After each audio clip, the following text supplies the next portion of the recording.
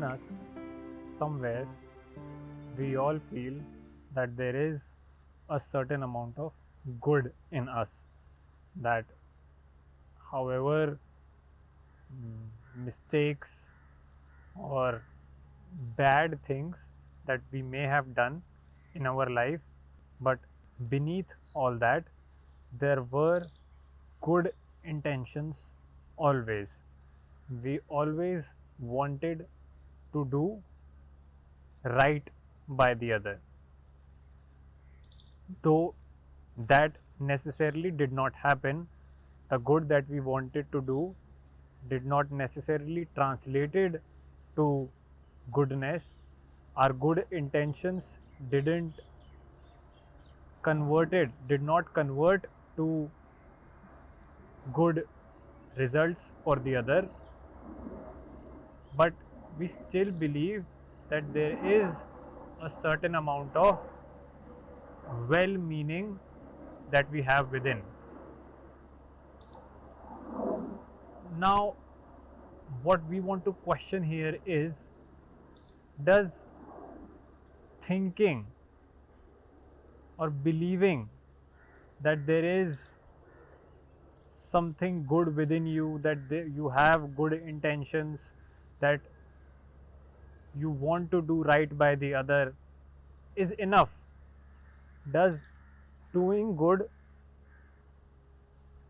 only requires to think that you are good, that having good intentions is enough for you to convert those intentions into meaningful actions? Is that all? Does goodness within us manifests just by thinking that we are good, that we do have well meaning intentions within? Are our good intentions enough for us to take on anything, a project or a work that we think would result in something good for the other? Is goodness an automatic, something that is already there within all of us? Is that so? Or one has to be really sure, one has to be certain that what is it that truly lies within? Because if we only presuppose, if we only just assume that there is a certain amount of goodness, that only having good intentions is enough, that presumption may not necessarily be the real thing that we have within. Because however much we want to believe in this imaginary goodness that we think we have, we do not act from our intention. What we act from is what really resides within us. And if we have no idea, if we have no clue what it is within us, then however good our intentions are, however well meaning we want to take to the other, our ignorance about ourselves would convert all that goodness into a disaster and into possibly a destruction of the other. Just by having good intentions, we would not be good in actuality. So one has to check, one has to inquire. One cannot just assume, one cannot just believe in a innate goodness within,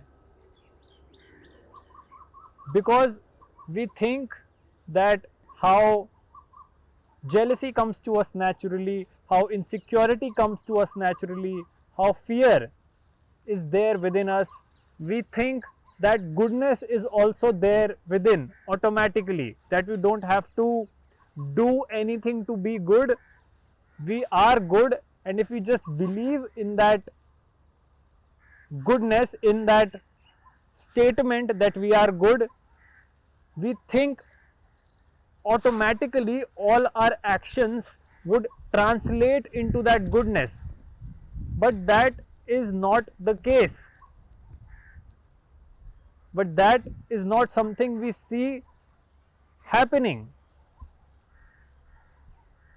Because while we assert, while we double down on the fact that there is a certain goodness within us, that we are indeed, that we have indeed well-meaning intentions within, all of these ideas and beliefs of goodness, of good intentions, are just words, and we forget that it is easy to say these words, and that the words in themselves are no proof of reality, that words just signify something and they in themselves are not the actual thing.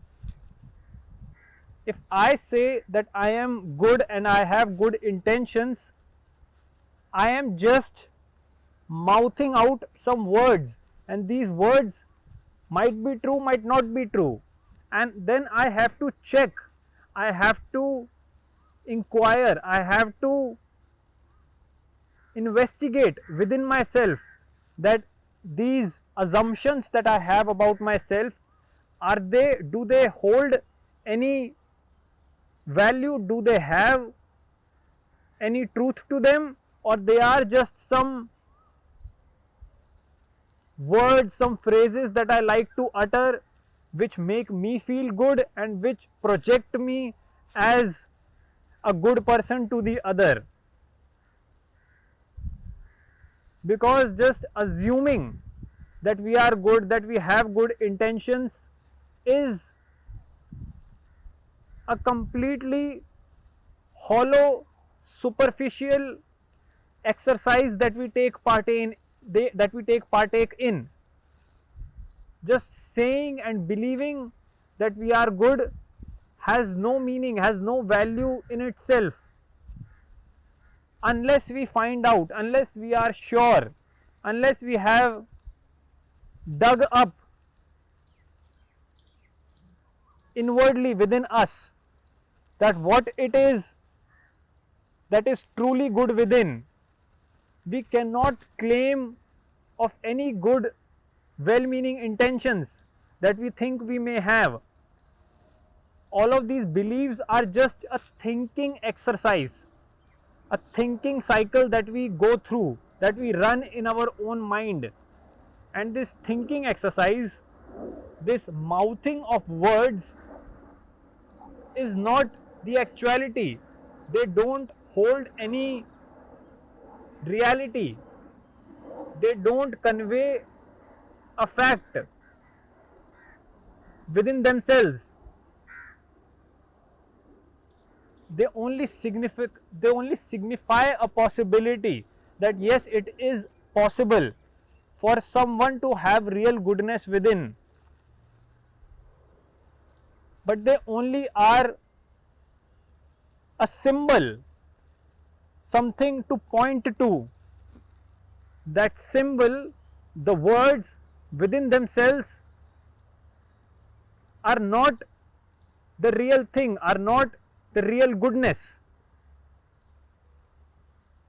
We often make ourselves believe that as long as there is good intentions in our heart, that as long as we mean good to the other, we can do no harm, but that's not the case. All of our unchecked beliefs, all of our uninvestigated ideas, because these words that we tell to ourselves are just mere ideas, all of these uninvestigated ideas are just a surface level thing.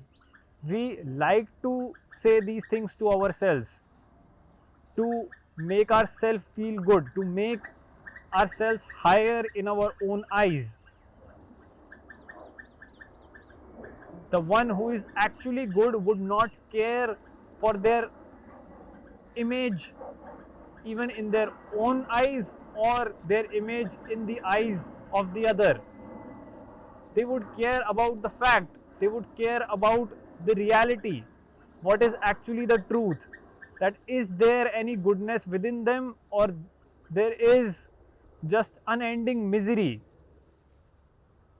that they are inwardly shallow, that they are inwardly corrupt.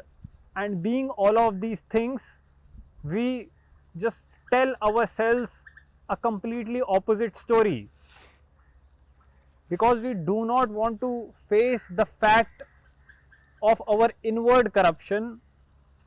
So in order to improve that, to change that, we begin to sell lies to our own self.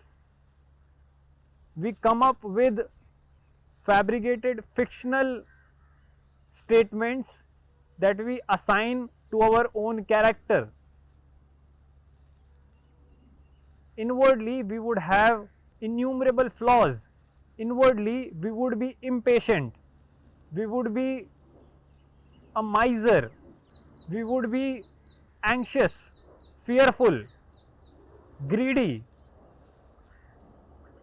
But because we somewhere know that we are all of these things,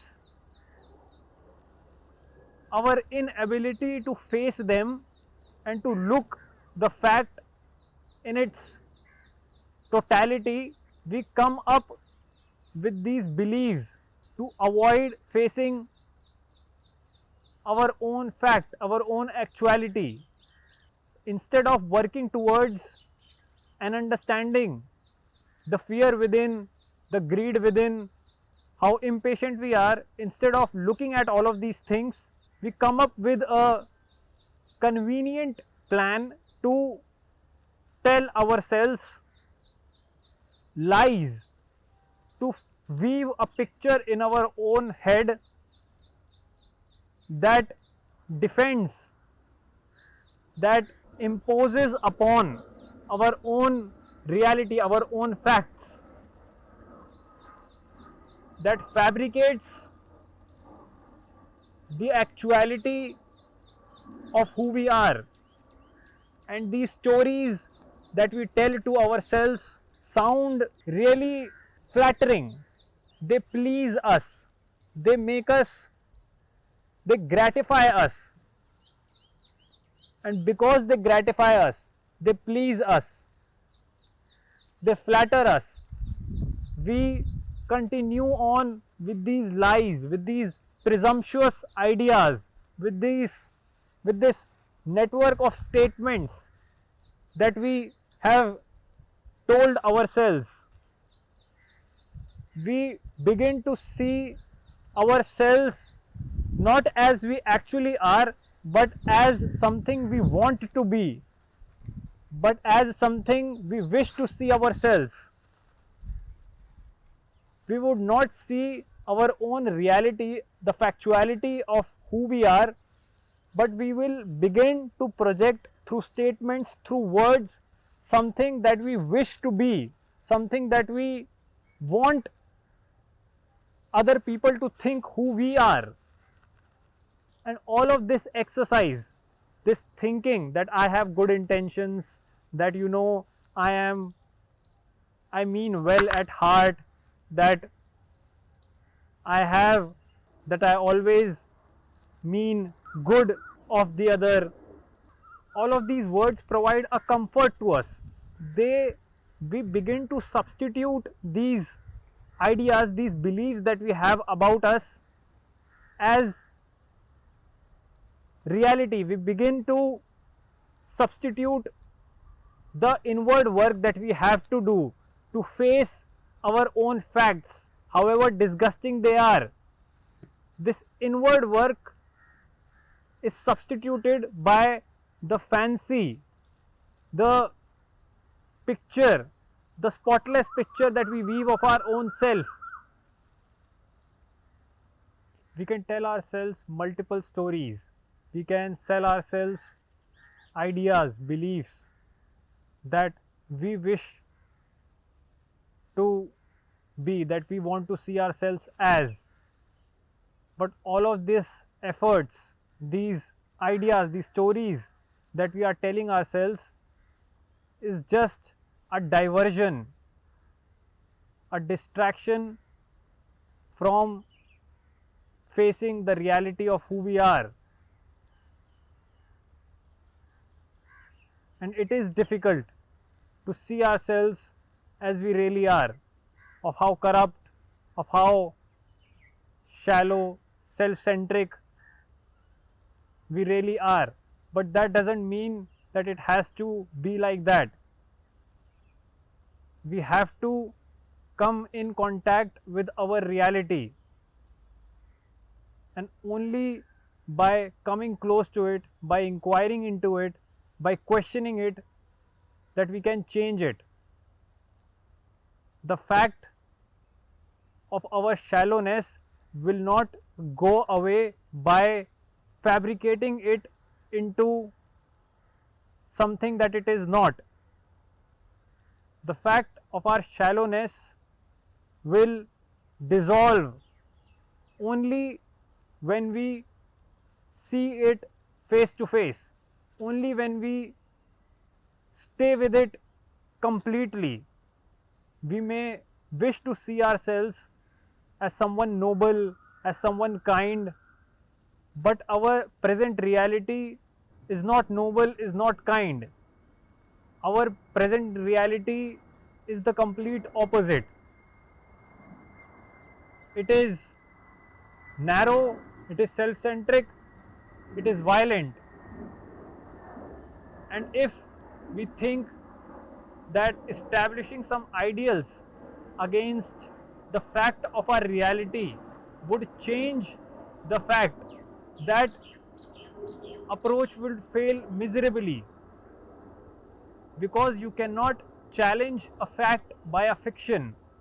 Our nobleness, our kindness is a fiction that we have created in our head.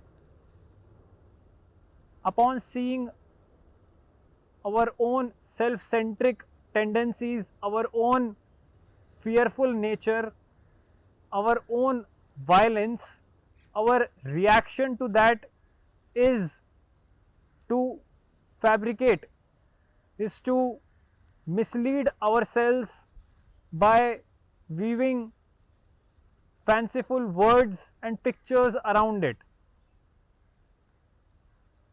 Fabrication of the fact would not change the fact. Finding out the reality of the fact, of what self-centric, of being self-centric truly means, of how and why I am really violent, would change the fact of my violence, would change the fact of my fear. Projecting myself as someone brave would not rid me of my fears.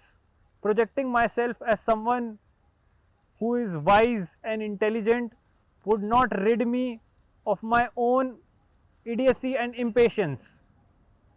It would only suppress the fact and make it more stronger. My denial of the thing only bolsters the thing. My denial of fear within me, my denial of violence within me only furthers my fear, furthers my violence. It doesn't dissolve it or change it. It only strengthens it.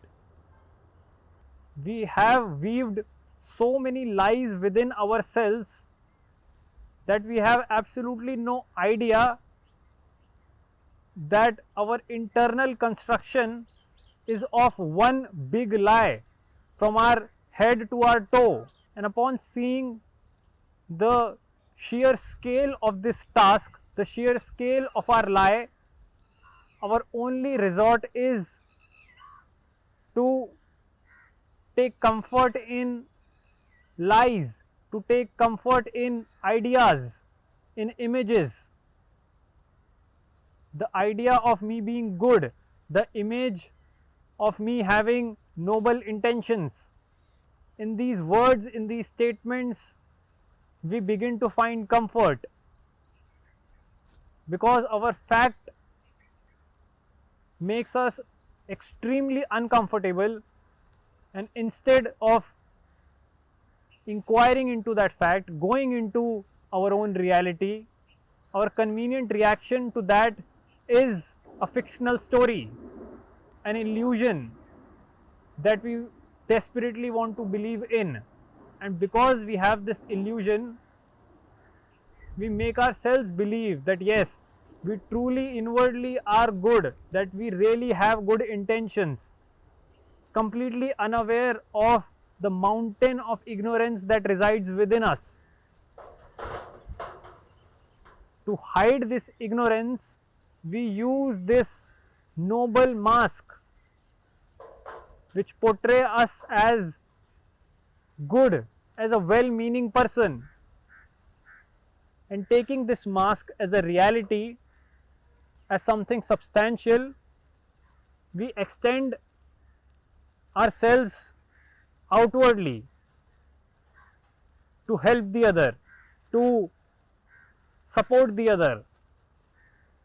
And then that help, that support would only bring sorrow because it comes from our ignorance. It is a reaction of our incapability to see our own reality. We may want to think that, having just good intentions, telling ourselves that we are good would automatically result into goodness, would automatically result into some benefit to the other, but that will never be the case. It may appear as something beneficial, it may appear as something good, but it would be an absolute harm, a complete violence in ways that we won't even be able to identify, to see.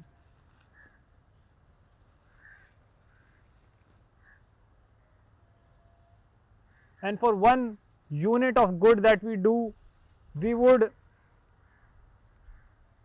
build 100 unit of destruction and disaster, and keep on living the lie that we have done some good at least.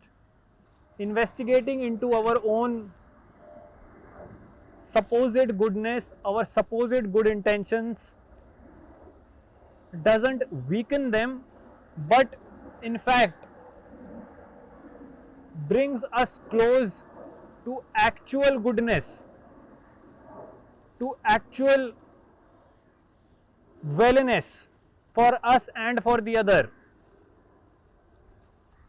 Unless we challenge our own good intentions, unless we inquire and find out that if we are truly